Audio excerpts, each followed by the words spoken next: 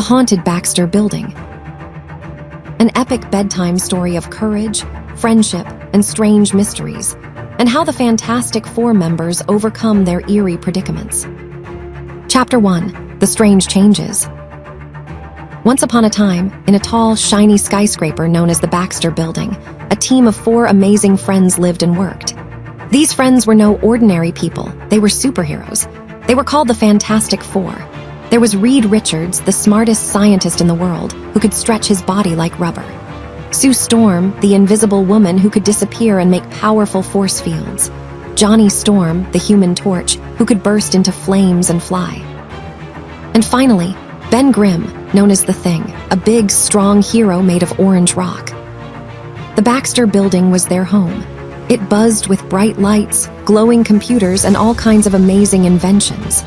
Laughing often filled the halls, but one chilly evening, something very odd happened. The lights began to flicker like candles in a thunderstorm. The room got quiet, not the peaceful quiet after a snowfall, but the kind of silence that feels like the building is holding its breath, waiting for something to happen. Reed noticed first. "Hey, why are the machines shutting down?" he whispered as he touched a blinking console. The blinking stopped, then started again. Sue frowned. "I feel it too, like something is watching us," she said softly.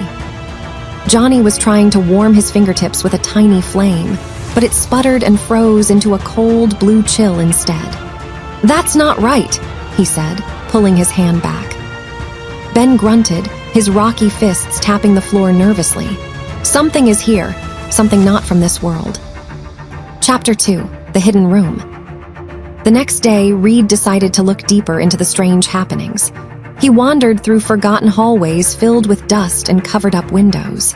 His long fingers brushed over old buttons and secret doors. Then, behind a hidden panel, Reed's hand touched a cold metal handle. He pulled, and a creaking door opened.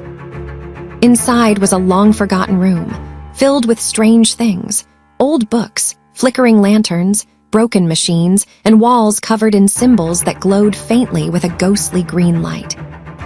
Reed picked up a thick, leather-bound diary. He flipped through the pages and gasped. It told stories of people who had once worked in this building long ago, but had mysteriously vanished.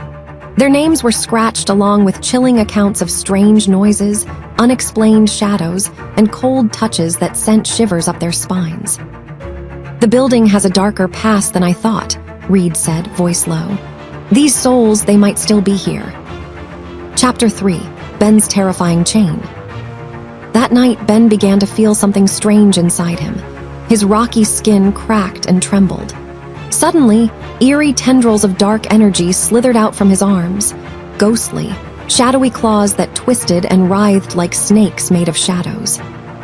In a flash, Ben looked into a mirror and froze. His reflection wasn't his own. It was a ghastly monster with hollow eyes and sharp teeth. The monster growled, sneered, and suddenly vanished, leaving Ben shaking. "I don't like this," Ben said, voice rough. "This darkness inside, it's trying to take over." At the same time, ghostly voices whispered painful regrets of lost dreams and forgotten friendships. Ben saw imagined faces of his loved ones, their eyes sad and full of sorrow, reminding him of things he wished he could fix. Chapter 4: Johnny's Ice Flames. Johnny Storm was next. He tried to light up a fireball in his palm, but it burst into sparkling icy flames. When he threw the flames against the wall, it froze solid instantly. "Whoa, what is happening to me?" Johnny yelled. He tried to control the frozen fire, but every try made the cold worse, prickling his skin and chilling his very soul. "I can't let this power win," Johnny promised. He started practicing, slowly learning to shape the icy flames without freezing himself. It was hard, but he knew he had to master this to help his friends. Chapter 5: Reed's Mind Under Attack. Meanwhile, Reed sat in his lab, surrounded by glowing screens filled with numbers and designs. Suddenly, his sharp mind felt like it was trapped in a twisting maze, filled with puzzles he couldn't solve. His inventions looked strange and broken, and shadows flickered in the corners of his sight. The ghostly force was attacking him too. trying to confuse his brain with impossible riddles and frightening images. Reed clenched his fists. "I won't give in. I have to find a way to stop this." Chapter 6. Sue's Discovery. Sue used her powers to reach out, feeling the energy in the air. She stretched out her mind like a soft net and caught whispers from the ghosts. She learned something very important. The entity was not one spirit, but many. These souls were the workers and families who had lived in and around the Baxter building centuries ago. They had gone through hardships, pain, and unfinished lives. Their sadness and anger had stuck to the building, growing stronger with time.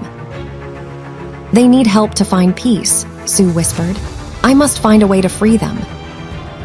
Chapter 7. The Symbols and Shadows. Every day the building changed more. Strange, glowing symbols appeared on the walls like stars written in bright, green paint. Objects moved on their own, slowly creeping across tables or shifting positions as if they were alive. A cold, heavy presence filled the halls, a darkness that tried to swallow the warmth and light.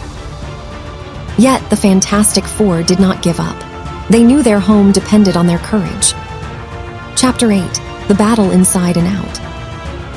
Together, the team searched the Baxter building's oldest archives. They read dusty scrolls, old letters, and secret messages about past tragedies. Each discovery was like a key that opened a new door in the battle against the darkness. They faced scary visions of their own fears, a world where they lost each other, where the building was swallowed by shadows. But they held tight to their friendship, their hope, and their belief in each other. Reed worked day and night, using his scientific genius and kind heart.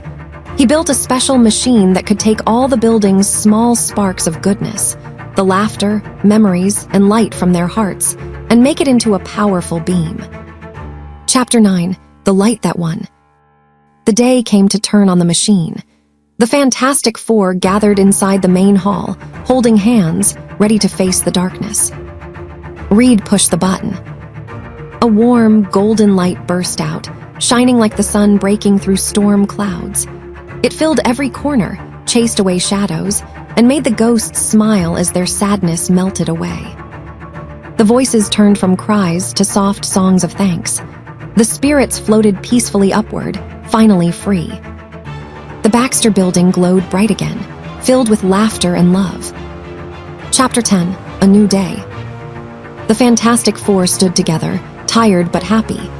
Their home was safe once more, saved by their courage, teamwork, and kindness. Ben looked at his strong, rocky hands and smiled. Johnny felt the warm fire glow inside him. Reed's mind was clear, and Sue's heart was full. The ghosts were gone, and with them, the shadow that once haunted their beloved home. And so, the Baxter building was alive again, full of wonder, friendship, and light. And the Fantastic Four, they were ready for whatever adventure came next. The end. If you enjoyed this story, don't forget to subscribe to the Game Clip YouTube channel for more thrilling superhero tales. Hit the bell to never miss a new adventure. Until next time, stay brave, stay kind, and stay sharp.